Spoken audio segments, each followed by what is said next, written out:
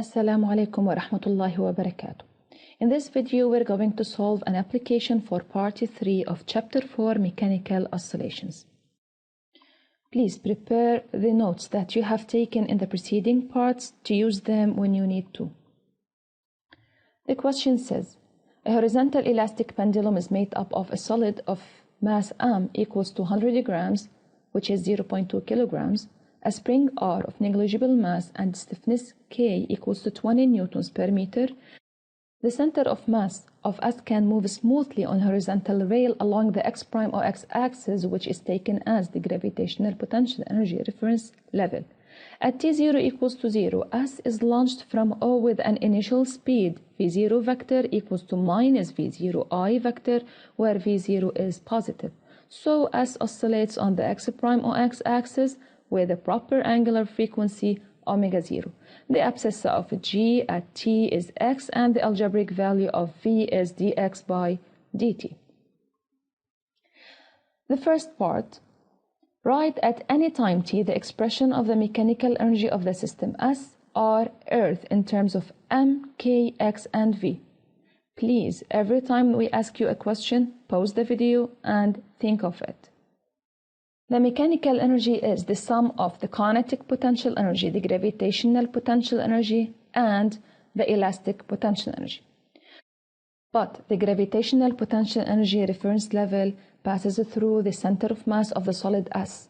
So, the potential energy gravitational is 0, thus the mechanical energy is just half mv squared plus half kx squared.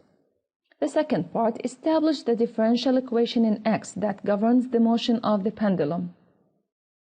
You know that we have two methods to find the differential equation, either using Newton's second law or the conservation of mechanical energy. Here, because the first question was about the mechanical energy, so we're going to use the conservation of mechanical energy.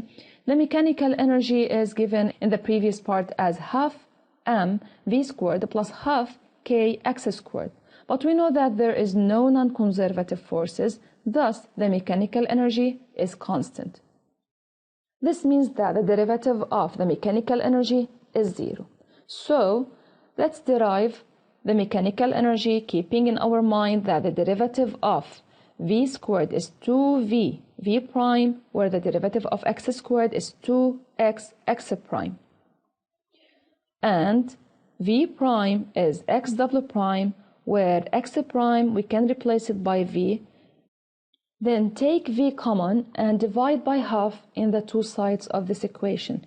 We get v into mx double prime plus kx, where v in our case is not 0. We can say that x double prime plus k over mx equals to 0, and it's the second order differential equation.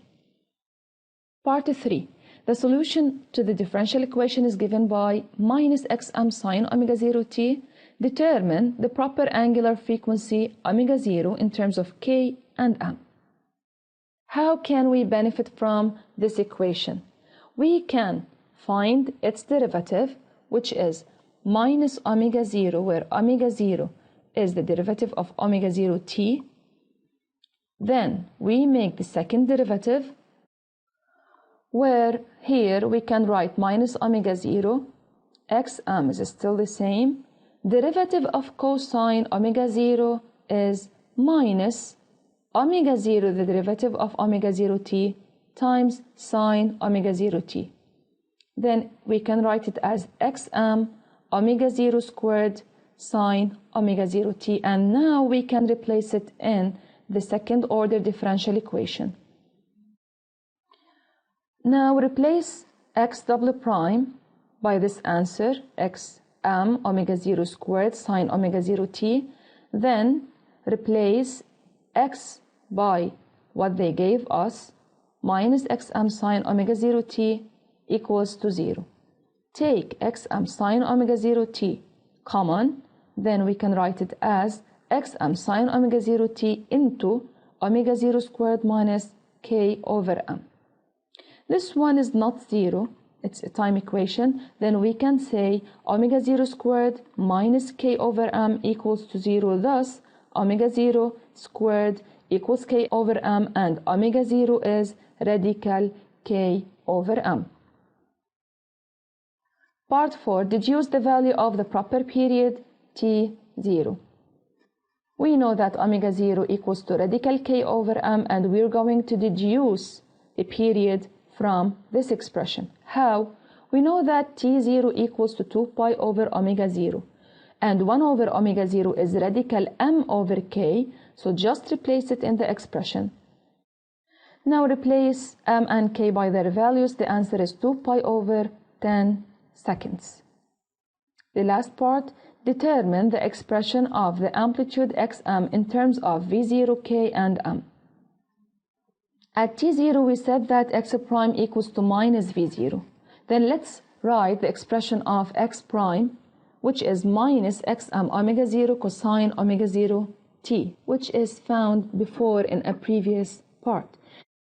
Let's replace t equals to 0 in this equation. Then we will have minus V0 equals to minus xm omega 0 cosine 0, where cosine 0 is 1. Then we can write it as V0 equals xm radical K over M. Then xm is V0 radical M over K. This is the end of the application of part 3. Please try to solve it again by yourself. Thank you for watching.